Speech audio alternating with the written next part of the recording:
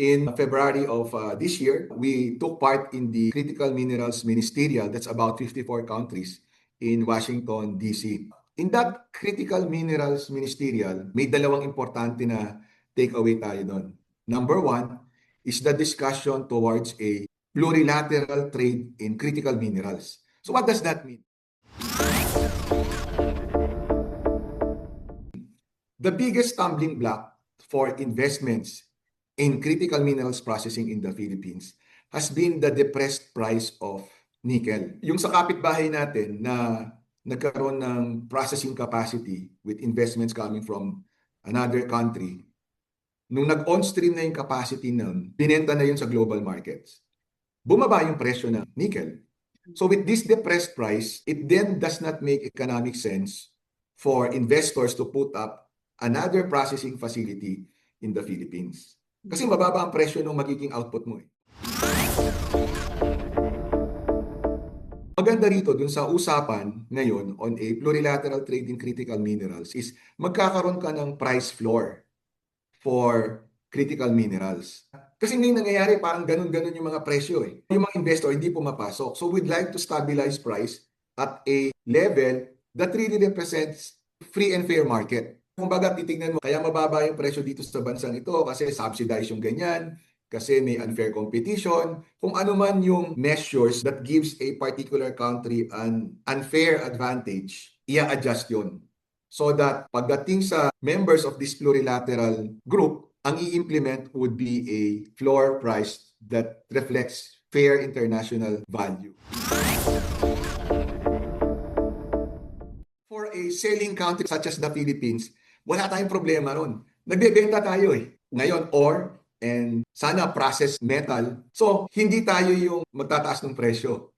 Tayo yung tataasan ng presyo when we sell our product. Advantage sa atin to. I don't really know how they will do it, but if they are able to do it, for example, if Japan, South Korea, Australia, US buy our metals, they will buy it at a floor price na sigurado, then it would make sense now for investors to come in and invest in a processing facility in the Philippines. Pero isang side lang yun. The other side is the demand side, yung volume. That's why yung strategic stockpiling is also important. They're looking at the long-term demand of their governments and their high-tech companies for these critical minerals.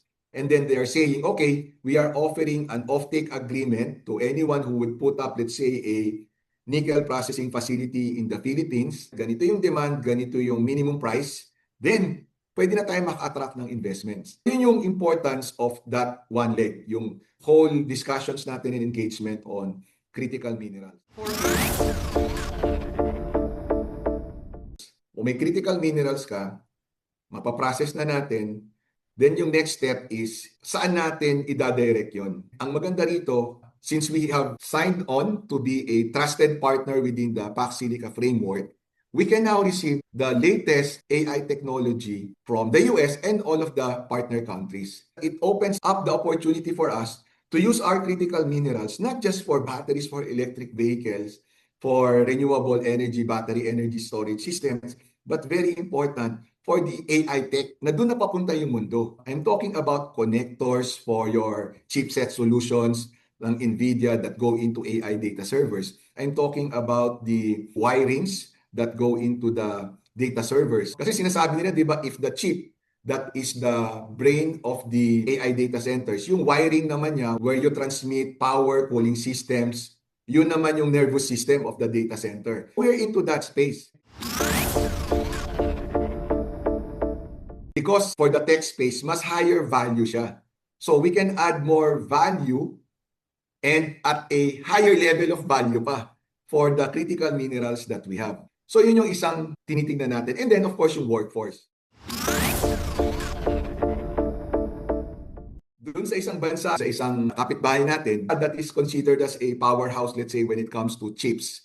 Pag tinigilan natin ang deployment ng ating Filipino professionals, engineers, and workers to our neighbor, baka tumirik yung kanilang mga tech companies producing anything from chips to consumer electronics. Sinasabi natin, nandito na yung minerals, nandito yung workforce, ang ganda ng location namin. Tapos may access tayo to AI tech. Yun yung whole rationale for the first ever AI native industrial acceleration hub.